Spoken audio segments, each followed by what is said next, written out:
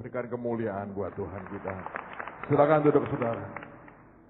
Malam ini sebelum kita belajar firman Tuhan, saya sampaikan pesan Tuhan. Kita bersyukur untuk kesempatan, kehormatan yang Tuhan anugerahkan sehingga kita tetap bisa melayani Tuhan. Saudara sekalian, kalau orang bisa terus cinta Tuhan, hidupnya naik di hadapan Tuhan terus-menerus, di tengah semua tekanan, di tengah semua persoalan, itu akan sangat luar biasa. Ada banyak orang yang dalam perjalanannya dengan Tuhan tidak pernah bisa mulus, ada begitu banyak kerikil, begitu banyak batu yang menghujam hidupnya, sehingga diwarnai dengan kepahitan, penderitaan, kecewa, sakit hati, dan kemudian dendam dan marah. Dan itu membuat akan begitu banyak potensi rohani dalam hidup kita mati. Dan saya berdoa kita jadi orang-orang yang setia dengan Tuhan, yang cinta Tuhan, hati terbebas dari semua hal yang membuat potensi rohani kita terhambat, tapi semua kita akan terus berkembang, kita akan lari, kita akan maju, dan menikmati semua janji Tuhan dengan sukacita. Amin, saudara. Kita punya Tuhan yang luar biasa. Amin, saudara. Kita punya Tuhan yang luar biasa. Ada banyak kesaksian yang tidak terekam dan itu terjadi dalam masyarakat kita. Dan di mana-mana banyak orang bersaksi bagaimana Yesus menyembuhkan mereka. Kemarin Pak Yosef cerita dengan saya, setelah saya kebaktian, kami ada kesempatan ngobrol. Dia cerita begini, Anda tahu bahwa kita dibantu oleh banyak aparat untuk mengamankan setiap acara, termasuk dari teman-teman dari TNI membantu kita. Dan saya diberitahu bahwa kita mendapat kenang-kenangan sebuah peluru khusus dari Arhanud, itu satuan nembak pesawat terbang musuh, saudara. Itu saya seperti apa barangnya nggak tahu, kira-kira peluru gede lah gitu ya. Dan dia cerita, Pak Yosef cerita bahwa ada cerita menarik. Seringkali mereka ini pengen lihat di dalam, dan mereka sopan sekali, mereka selalu minta izin, permisi untuk ikut lihat ke dalam. Jadi ada satu aparat yang berkata, Pak, saya mau pengen lihat ke dalam. Jadi diantar, saudara. Akhirnya ada 2 orang yang kemudian masuk. Begitu masuk, persis dengan waktu saya lagi mau mendoakan orang-orang itu. Dan begitu saya ngomong kita akan doa 2 hal, saya bicara seperti itu. Satu di antara mereka ngomong begini, Pak, lihat ini, saya merinding semua. Ditunjukkan itu tangannya kan, kalau Anda tahu orang merinding itu bisa kelihatan pori-porinya kan, dia berkata, ini merinding semua. Terus ini orang nunjuk ke saya, itu bukan manusia, itu bukan manusia. Padahal mangan soto masih suka loh, saudara. Kemarin itu dikasih gudeg sambal pete, saya sikat juga loh. Masih manusia, saya tetap manusia, Anda juga manusia. Elia pun juga manusia biasa, sama seperti kita, amen.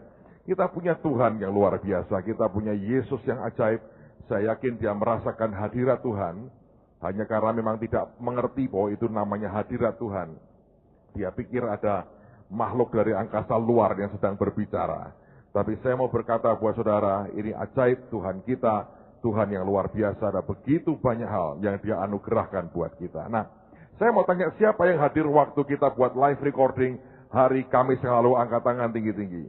Alright. Siapa yang tidak sempat hadir Kamis yang lalu? Angkat tangan juga tinggi-tinggi. Dosamu diampuni, cuma saya tidak tahu Anda ngapain saja.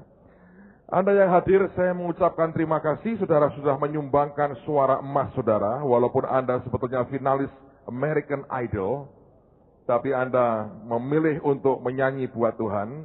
Dan album pertama saudara akan keluar insya Allah dalam anugerah Tuhan tanggal 1 Juni yang akan datang, pas kita buat acara Hari Baru Zaman Baru.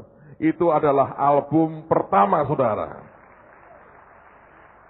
Anda nanti boleh ambil untuk kenang-kenangan anak cucu saudara berkata, Mami itu nyanyi di mana di sini, di mana pokoknya ini suara bisa bagus karena Mami ikut nyanyi. Lah ini kok agak jelek, itu papimu suaranya di situ. Saudara, ini ajaib sekali. Tuhan buat sesuatu yang luar biasa. Beberapa orang nanti mungkin akan cukup kreatif. Anda boleh foto studio, tempelkan di depan cover Anda sendiri, beri judul apapun terserah saudara. Pokoknya ini merupakan sesuatu yang Tuhan berikan buat kita luar biasa. Kalau Anda ikuti akan persiapan dan sebagainya, relatif sangat singkat, mungkin berapa bulan ya? 2? Nggak sampai sebulan setengah.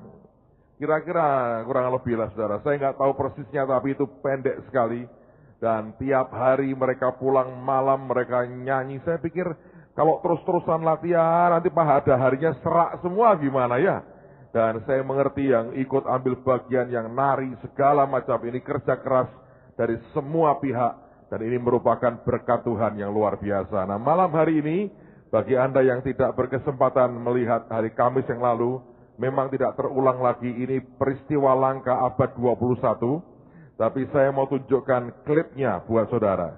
Saya harap Anda lihat wajahmu, tapi yang jelas ini merupakan album rekaman saudara yang pertama. Setiap orang yang ikut nyanyi boleh mengklaim sebagai albumnya, karena memang Anda sah menyanyi. Suaranya nyampur jadi satu, tapi percayalah yang membuat indah dan luar biasa adalah suaramu. Kalau tidak ada saudara, akan berbeda sama sekali. Suara saudara oke juga loh saudara ya, kalau kita dengerin gak ada yang fals. Suara Anda memang luar biasa. Kita punya Tuhan yang ajaib. Alright, mari kita buka firman Tuhan sama-sama. Kitab Ester pasal yang keempat. Kitab Ester pasal yang keempat. Saya akan baca dari ayat yang ke-8 sampai dengan ayat yang ke-17. Kitab Ester pasal yang keempat. Ayat 8 sampai dengan ayat yang ke-17.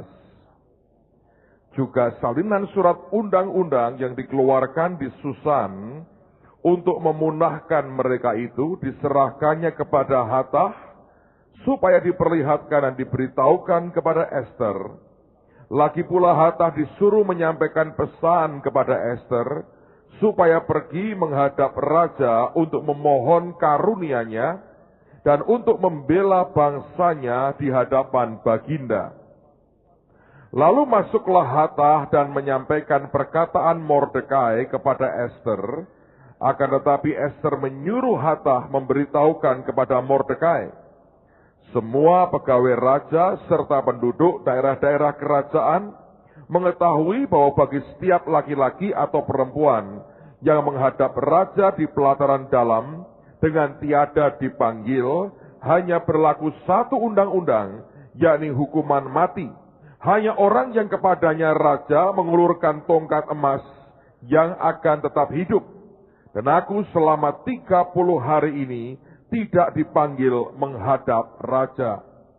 Ketika disampaikan orang perkataan Ester itu kepada Mordekai, maka Mordekai menyuruh menyampaikan jawab ini kepada Ester. Jangan kira karena engkau di dalam istana raja, hanya engkau yang akan terluput dari antara semua orang Yahudi. Ayat 14 inilah sebuah statement yang saya ingin Anda garis bawahi.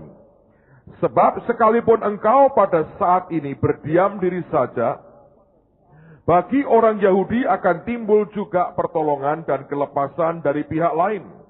Dan engkau dengan kaum keluargamu akan binasa. Siapa tahu mungkin justru untuk saat yang seperti ini, engkau beroleh kedudukan sebagai ratu. Maka Ester menyuruh menyampaikan jawab ini kepada Mordekai. Pergilah, kumpulkanlah semua orang Yahudi yang terdapat di Susan dan berpuasalah untuk aku. Janganlah makan dan janganlah minum 3 hari lamanya, baik waktu malam, baik waktu siang. Aku serta dayang-dayangku pun akan berpuasa demikian. Dan kemudian aku akan masuk menghadap raja. Sungguh pun berlawanan dengan undang-undang. Kalau terpaksa aku mati, biarlah aku mati.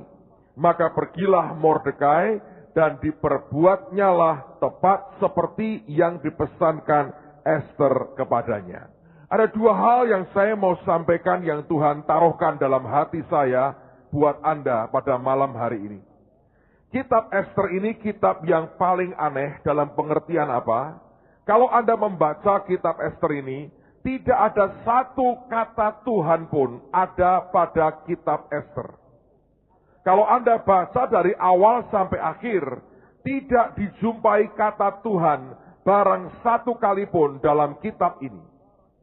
Tapi kitab ini memberikan akan pengajaran yang luar biasa buat kita. Dan malam hari ini dua hal Tuhan mau ingatkan buat setiap saudara, merefresh, mengingatkan Anda kembali akan siapa Tuhan kita yang sebenarnya.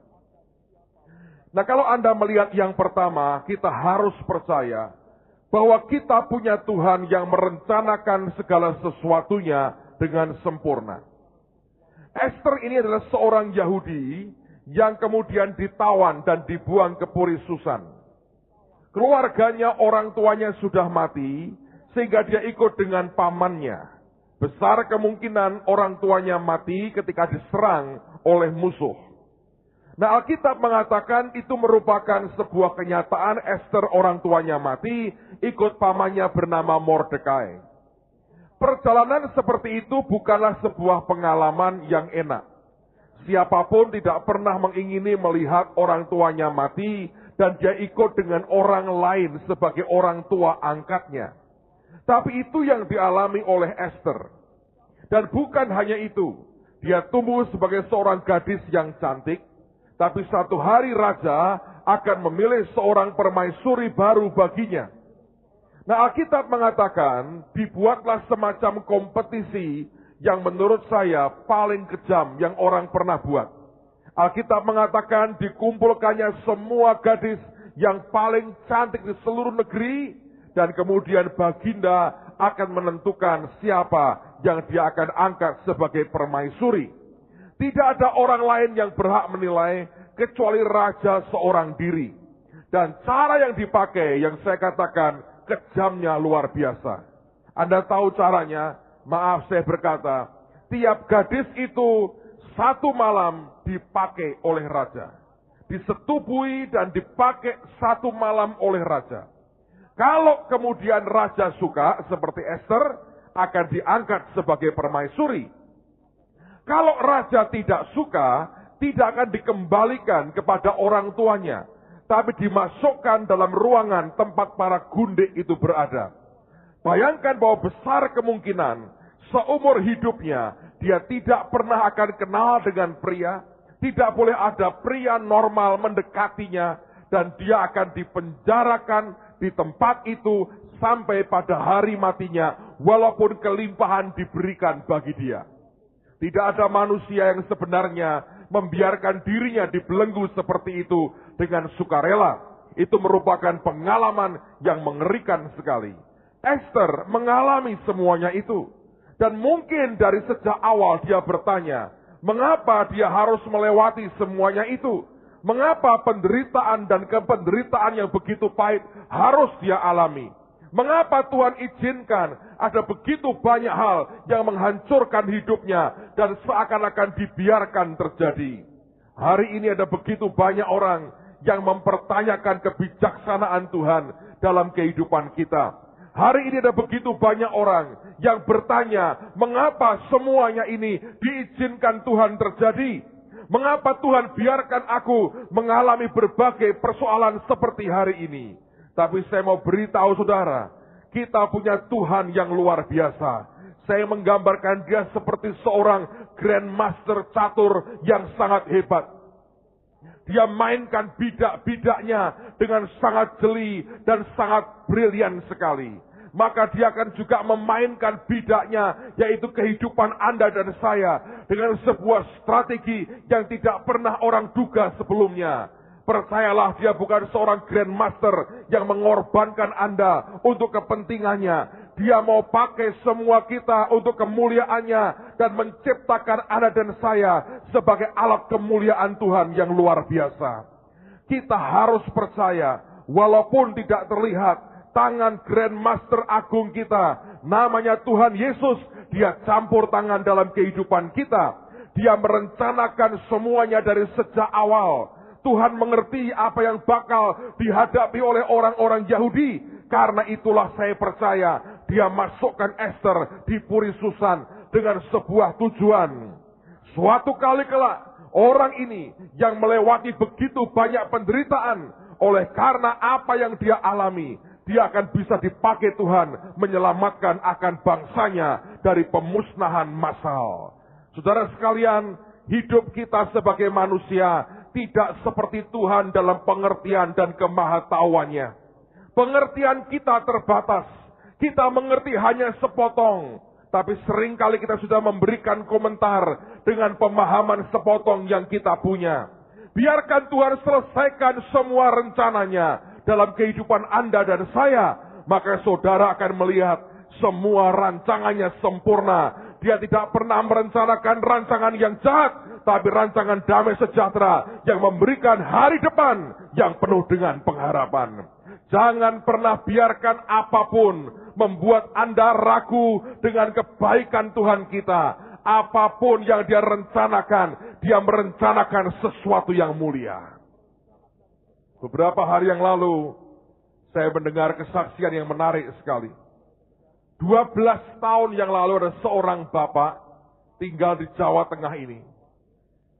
Kedua matanya buta dan dia belum kenal Yesus sama sekali. Di dalam kebutaannya ini terjadi 12 tahun yang lalu. Tepatnya tahun 1995, 12 tahun yang lalu. Dalam kebutaannya Tuhan mendatangi dia dalam mimpi dan Yesus memperkenalkan dirinya. Kemudian bapak ini diajak Tuhan ke surga dan kemudian dibawa juga ke neraka. Nah, singkat cerita, akhirnya bapak ini terima Tuhan Yesus.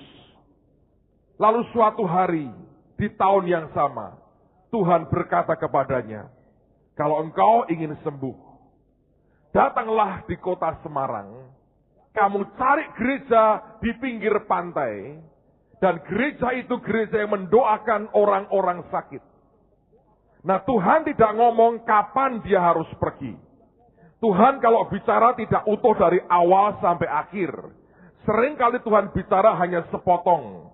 Kenapa? Supaya kita terus kembali ke Dia dan bertanya, apa yang berikutnya engkau mau sampaikan. Tapi kita ini seringkali kurang pengertian. Ketika Tuhan ngomong sepotong, kita anggap Dia sudah bicara utuh. Pengalaman terulang, 12 tahun yang lalu, ketika bapak ini mendengar Tuhan berkata, "Kamu ke Semarang, kamu pergi ke daerah pantai di Semarang, cari gereja di sana. Itu gereja mendoakan orang-orang sakit. Nanti kamu didoakan, kamu akan sembuh." Dia langsung ke Semarang, dia cari pantai Semarang, dia cari gereja di pantai 12 tahun lalu. Dan tidak dijumpai seperti yang Tuhan katakan. Sempat dia berpikir, apakah kali ini aku salah? Apakah Tuhan berdusta kepadaku kali ini? Dan dia berkata, selama ini Tuhan tidak pernah berbohong. Dia tidak pernah berdusta. Kenapa kali ini aku cari gereja di pinggir pantai Semarang yang mendoakan orang-orang sakit dan tidak ada seperti yang Tuhan katakan. Dia biarkan itu berlalu. Dan akhir-akhir ini Tuhan datang lagi ke dia. Dia berkata, "Kamu ingat yang pernah aku katakan? Sekarang gereja seperti itu sudah ada." Dan pada waktu itu dia sadar, Tuhan maksudkan adalah yang di sebelah KKR Anak Raja yang 5 bulan ini kita buat. Kalau saya bayangkan saudara, 12 tahun lalu apa yang terjadi? Kita baru bergulat membayar hutang untuk melunasi pembelian gedung di Permata. Kita pernah buat kesalahan besar, saya pernah buat sebuah kesalahan besar, tidak mengandalkan Tuhan, mengandalkan yang lain. Dan gedung itu nyaris disita bank 12-13 tahun yang lalu. Tahun 95 keadaan mulai membaik memang. Tetapi kita belum lunasi gedung itu. Tidak ada pikiran sama sekali untuk beli tanah lagi yang lebih gede dan membangun lagi. Dasarnya sebagai manusia, saya ini orang yang suka main safe. Saya bukan seorang risk taker secara manusia. Tidak pernah kebayang sama sekali, tidak pernah bermimpi sama sekali, bahwa kita akan bangun gedung segede itu. Kecil karena ada anak raja jadi kecil sekarang saudara. Tidak pernah kebayang sama sekali. Dan jumlah jemaat juga belum banyak. Tapi 12 tahun yang lalu, ketika bahkan kita belum bermimpi, Ketika bahkan kita lagi sibuk dengan pergulatan kita untuk satu hal, Tuhan sudah merencanakan sesuatu yang besar. Waktu kita lagi menangis, Tuhan, kasih duit Tuhan, kita nggak bisa ini bayar utang. Anda tahu utang kita dulu berapa? 265 juta kira-kira. Tahun 95 mungkin masih sekitar 200 juta utang kita. Kita lagi meratap minta 200 juta rupiah tahun itu. Kita berdoa, Tuhan berkati. Tidak berani, tidak pernah bermimpi kita akan habiskan puluhan miliar 10 tahun kemudian dari saat itu untuk membangun gedung sebelah. Tidak pernah mimpi kemudian Tuhan berikan ini kepada kita. Tidak pernah mimpi bahwa kita ada sebagaimana kita ada hari ini. Tapi 12 tahun lalu, waktu kita lagi bergulat dengan, maaf saudara, uang receh seperti di depan Tuhan, Dia merencanakan perkara besar buat kita. Hari ini pun saya percaya masa depanmu sudah direncanakan Tuhan dengan sempurna dan luar biasa. Hari ini saya percaya ketika Anda lagi bergulat dengan sesuatu yang sepertinya, kelak Anda berkata, ya, dulu kenapa gua seperti itu? Di tengah engkau lagi berjuang, meratap, berkata, Tuhan, tolong. Tuhan berkata, ya, ntar. Aku lagi gambar. Kok gambar apa Tuhan? Aku menggambar masa depanmu, nak. Ya, tuntarlah Tuhan. Itu wah gampang. Tunggu kamu tenang ya. Gua selesaikan gambarku dulu katanya. 12 tahun yang lalu. Tidak ada orang berpikir kita akan buat KKR anak raja. Dan saya beritahu, sekali KKR sekarang nutup utang gereja yang kita tangisi 15-12 tahun lalu. Saya bilang, Tuhan, kadang-kadang otak kita nggak bisa ngerti loh. Tapi hari ini Dia buktikan Dia Tuhan yang luar biasa. Esther diingatkan Mordekai, lu jangan lupa siapa engkau. Engkau di posisimu sekarang karena ada maksud Tuhan buat hari ini. Siapa tahu justru karena hari ini terjadi, engkau ada sebagai ratu. Dan Tuhan lewat Mordekai ingatkan Esther, sebetulnya jalan hidupmu bukan karena suatu kebetulan dan karena bencana semata-mata. Ada di unseen hand, tangan yang tidak terlihat dari Grand Master yang hebat itu sedang menjalankan bidak hidup kita. Dan dibawa dengan manuver Tuhan yang orang berkata ini gila. Tapi saya beritahu, Dia tidak pernah salah. Ujungnya Anda dan saya akan lihat kemuliaan Tuhan yang luar biasa. Kadang-kadang tempaannya tidak mudah. Bisa menukik sangat dalam sekali. Tapi saya mau tanya, apakah saudara tetap mau percaya kepada Tuhan? Saya berkata, saya tetap percaya Dia merencanakan ujungnya luar biasa. Mungkin tidak seperti yang Anda pikir dan bayangkan. Tapi saya percaya Dia beri lebih baik dari yang kita pikir dan kita bayangkan. Saya teringat awal-awal saya pelayanan. Saya tahu mungkin tidak semua orang diberkati dan seberuntung saya dengan kesaksian yang saya mau ceritakan ini. Sudah beberapa kali mungkin saya cerita. Bagi Anda yang belum pernah dengar, saya mau ceritakan akan cerita ini. Tapi buat saya ini merupakan pengalaman yang luar biasa. Tahun-tahun itu awal-awal saya pelayanan, saya diundang oleh Ibu Nani khotbah di Cirebon. Tidak ada orang tahu, itu kira-kira sudah mungkin 20 tahun lalu itu kejadiannya. Pada waktu itu, saya datang ke Cirebon sampai jam 2 siang, saya naik travel. Dan disambut oleh ayah dari Pak Yusak Cipto, ayah dari Ibu Nani juga.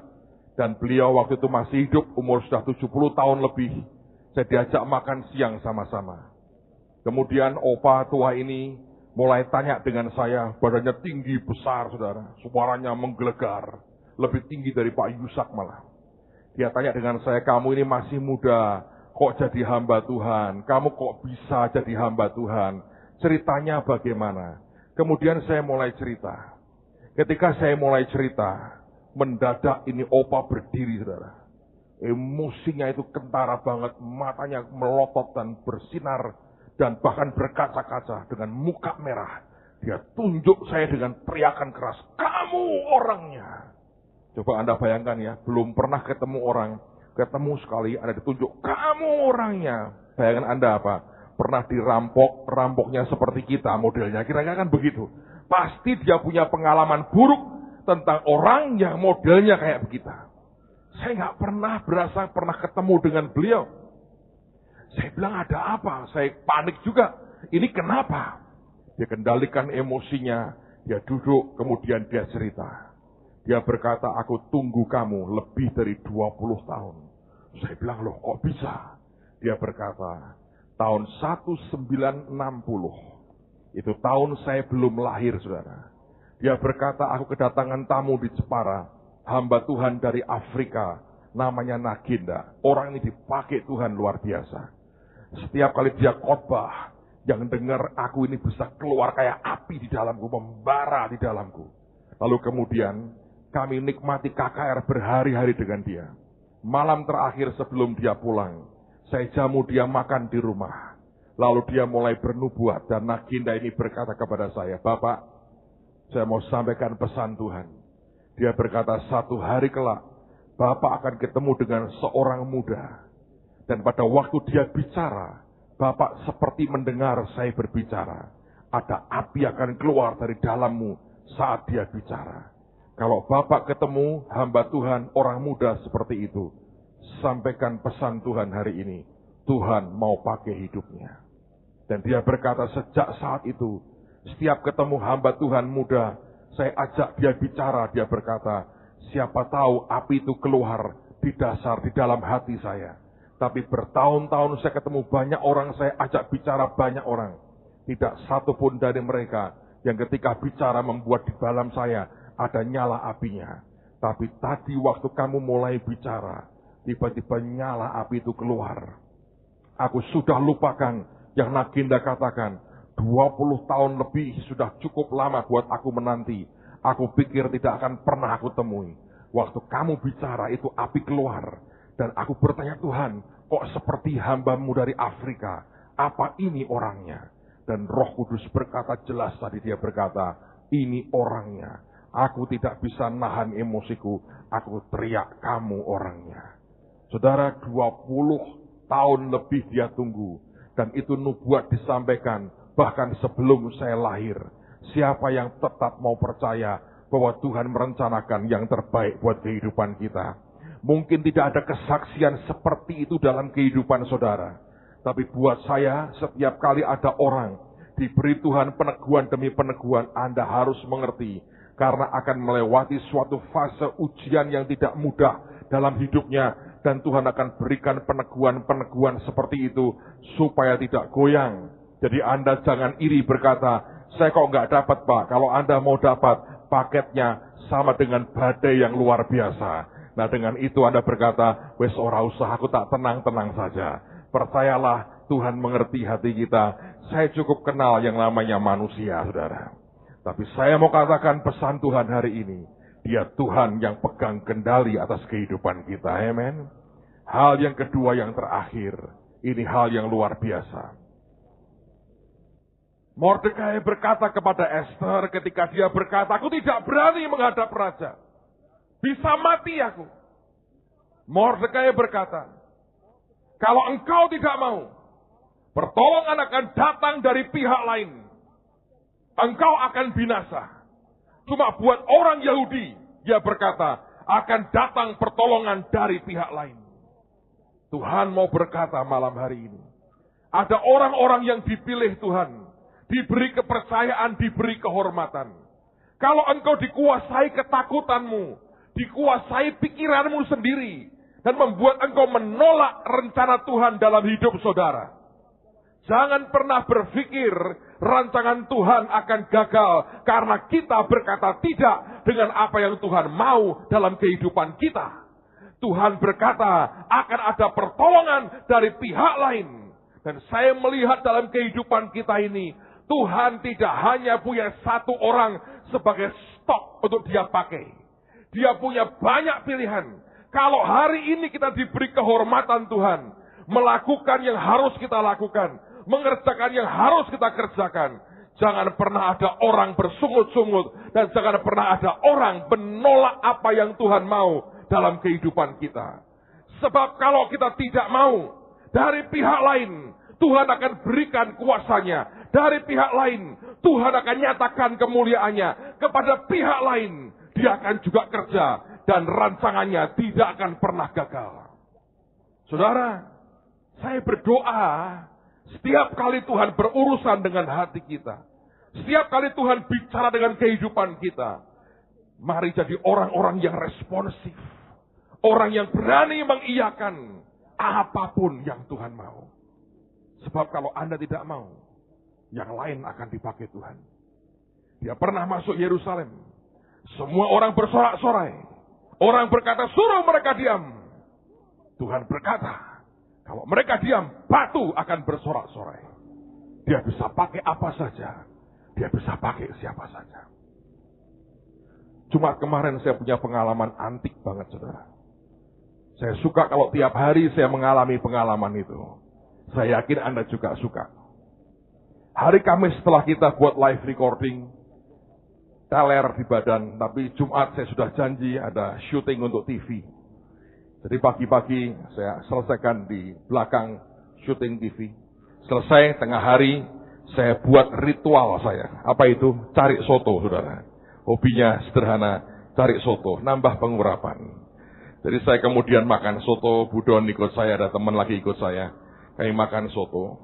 Dan selesai itu saya mau ke rumah satu saudara, saya janji mau doain rumahnya. Di tengah jalan saya ditelepon. Diberitahu ada seseorang mau ketemu dengan saya. Singkat cerita, saya minta Budon balik. Saya pergi ke kantor gereja di Permata. Saya ditunggu satu orang. Dan saya mau beritahu saudara, kalau Anda taat, Anda lakukan ministrimu dengan happy, dengan sukarela, blessing-nya besar sekali. Tadinya kita mau tutup kantor kita hari Jumat, Pak Mul bilang janganlah, buka saja. Dan saya bersyukur ada staf yang berkata, okelah saya volunteer jaga di kantor. Ketaatannya membuat sebuah blessing, pintu terbuka yang luar biasa. Datang Bapak ini mau ketemu dengan saya. Saya temuin dia bawa tas kresek hitam, tas plastik kresek hitam 2. Masuk di kantor saya. Maaf ya saudara ya, pakaiannya sederhana sekali. Pakai t-shirt biasa, bukan yang keren. The Lord Reign itu kan keren. Ini enggak biasa banget. Pakai celana panjang, pakai sendal. Terus dia berkata, Pak, Bapak ingat saya? Saya bilang tidak, saya berkata. Terus terang saya bilang, ingat namanya siapa? Malah enggak tahu kan lucu. Saya ngomong terus terang tidak. Dia bilang, Pak, saya ketemu Bapak sekian belas tahun yang lalu. Saya tidak tahu minggu ini temanya sekian belas tahun yang lalu. Anda perlu buat puisi dengan judul sekian belas tahun yang lalu. Sekian belas tahun lalu. Saya bilang, masa pernah ketemu? Iya Pak. Dia cerita kejadiannya. Saya bilang, ya saya ingat. Saya ingat papahmu. Saya bilang, papa masih ada? Masih. Saya bilang, sampaikan salam saya. Saya masih ingat papahnya. Dan kemudian dia cerita, Bapak ingat toh peristiwanya ini? Iya, saya ingat betul. Iya Pak. Dan dia ngomong begini, dia tidak ketemu saya sudah belasan tahun, saudara. Dan dia berkata, Pak, saya hanya mau datang untuk mendukung proyek-proyek Bapak. Pekerjaan Tuhan. Dia angkat tas kresek 2 itu, ditaruh di meja saya. Anda tahu, itu uang kontan ratusan juta rupiah. Orang tidak ketemu saya sudah belasan tahun. Anda tiap minggu ketemu saya tidak pernah begituin saya loh saudara. Wah tertemplak Pak saya. Silahkan lakukan saudara. Tapi ini orang tidak pernah ketemu saya. Belasan tahun lalu. Belasan tahun. Datang bawa tas kresek 2. Duit kontan ratusan juta. Saya pikir orang Semarang itu keren banget saudara. Orang Jakarta pakai giro. Irit banget. Orang Semarang, my goodness, keren.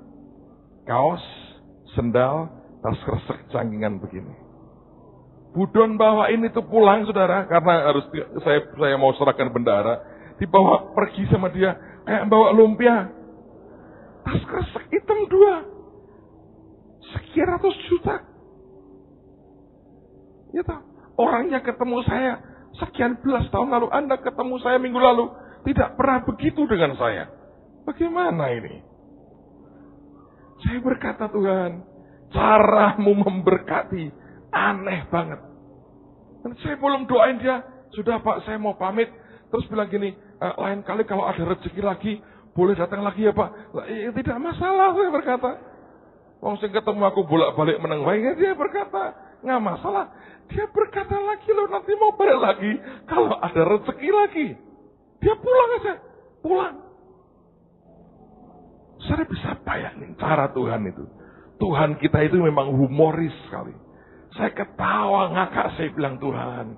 Saya ketawa, saya guyon berkata, the power of soto, saya berkata, luar biasa. Makin fanatik sama soto. Karena bukan pengurapan sotonya, saudara. Tapi Tuhan itu Tuhan yang luar biasa. Dia Tuhan yang mau berkata, aku perintahkan kau buat yang aku mau. Aku Tuhan tidak pernah kehabisan supply buat hidup Anda. Amen, saudara. Dari pihak manapun dia bisa tolong. Dia bisa kerja dengan cara apapun. Yang tidak pernah Anda duga sekalipun. Dia Tuhan yang sanggup. Dan tidak ada yang mustahil bagi dia. Dan bagi orang yang percaya. Saya dengar kesaksian menarik sekali di sebuah kampung di Ungaran, ya saudara. Ada satu orang tokoh di sana. Dia marah banget. Setiap kali ada acara KKR anak raja, orang-orangnya dibawa cari Tuhan dan cari kesembuhan. Dia marah sekali. Dia berkata, jangan dibawa orang-orangku. Dia marah sekali. Saudara, kalau Tuhan lagi hot dengan sesuatu, jangan Anda tentanglah. Gawat, saudara, bahaya. Kadang-kadang dia hot dengan sesuatu. Dia lagi panas banget dengan sesuatu. Dan kalau itu terjadi, jangan pernah Anda coba tentang. Very dangerous. Anda ngomentari, Anda nentang, ini gawat. Ini orang marah. Dia bilang, saya mau tentang. Rebu yang lalu, kita ini tim medis kita buat pengobatan gratis. Dia dengar gitu, dan pengobatan dibuat di kampungnya, dia marah. Dia berkata, tak bubarkan. Waduh, orang sudah ngeri lah yang dengar itu. Dia marah, emosi, dia bilang, bubar Dia jalan, saudara. Mau datang, mau diluruk tempat kita buat pengobatan gratis. Anda tahu cara Tuhan? Dia Tuhan yang berdaulat. Ajaib. Waktu jalan dengan emosi itu, jebret, digigit ular, saudara. Di tengah jalan dicokot ulo. Langsung mungkin ngangkat sarung pulang, saudara. Saya nggak tahu, mudah-mudahan terselamatkan jiwanya. Tapi Tuhan bisa kirim ular dan berkata,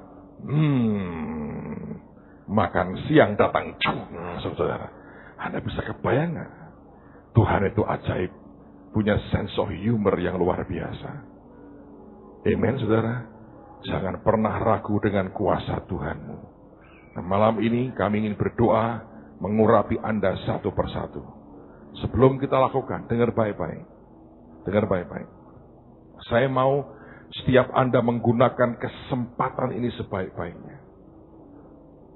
Begitu nanti Anda diurapi, saudara bawa korbanmu di depan Tuhan, maju ke depan supaya kita tidak usah kerja atau kita buang waktu 2 kali. Tapi ini yang saya mau Anda lakukan. Tanya Tuhan, berapa yang Tuhan mau. Jangan beri dia sedekah, beri dari hatimu. Cornelius, saudara, dengar baik-baik. Doanya didengar Tuhan. Itu doa yang bareng dengan persembahan. Persembahan yang naik bersama dengan doa. Doanya didengar Tuhan.